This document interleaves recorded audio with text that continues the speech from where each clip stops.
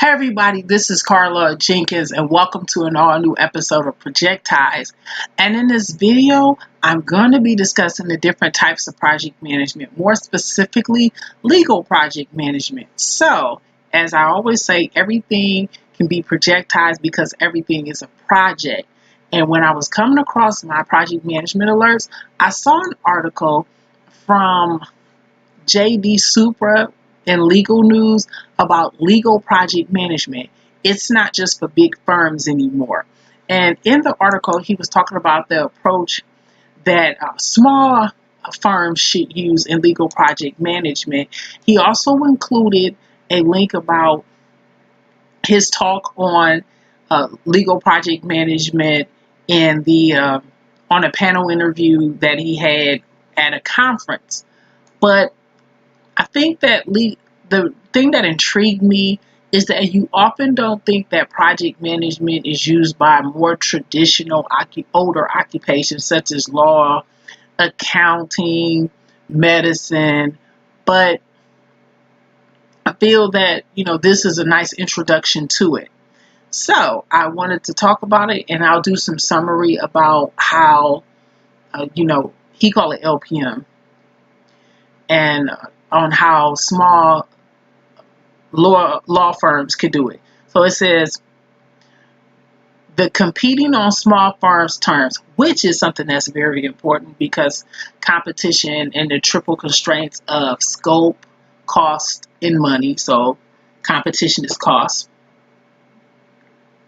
And what smaller firms terms are regarding legal project management are foster relationship within communities they inhabit, provide personalized service in ways that demonstrate empathy and understanding because they're small and they play a part in their community. And finally, support clients with clear channel communication and a level of transparency that inspires trust. Remember, 90% of your job as a project manager is communication.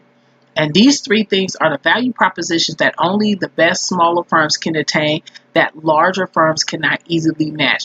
Legal project management support this, and while minimizing leakage is important, the benefits for smaller firms go far beyond. Smaller firms can use legal project management to be more competitive in markets they serve, but there is a catch: they have to be right. And if big law, such as Skadden and Arps, those big time law firms can provide legal project management, smaller firms can do it too, and they will.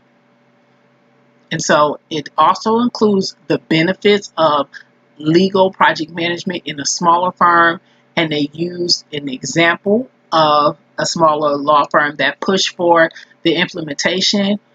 The smaller law firm came with the approach in the event that they wanted to use it for a competitive advantage. And it said firms that are successfully implementing legal project management are able to track the statistics on the reduction in write-offs and write-downs, and they can see the bottom line benefits.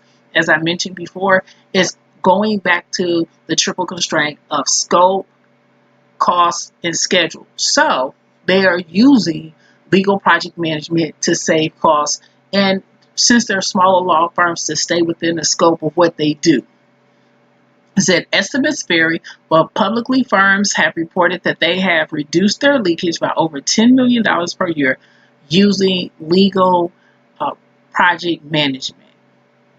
And just because smaller law firms clients may not specifically request legal project management capabilities do not mean that they can't reap the rewards, which is great. So that means it's a win-win for both the lawyer as well as the client. But when you have it, they notice. And they feel that the factors for legal project management success is getting it right. And they got it right for a smaller firm.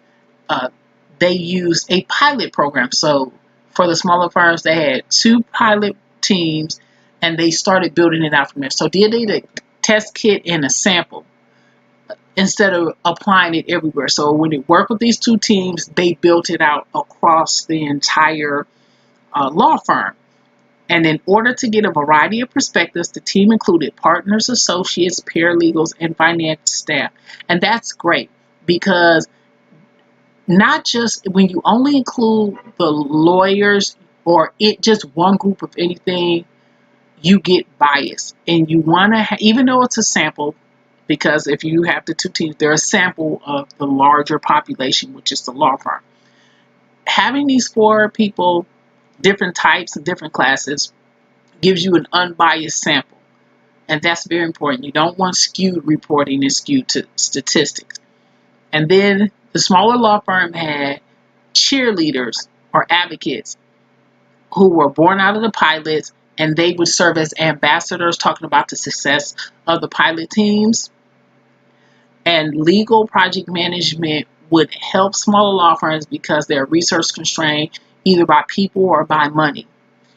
And that is one of the reasons why the author advocates legal project management. And then he finally does an example about a hockey sports team, but using legal project management, which is important because whenever somebody slips at a game or gets harmed, like you hear a baseball or a bat hit someone, that's legality. Even though it says on the back of the ticket that they're not responsible, it's still some type of legal maneuver to make sure you cover yourself.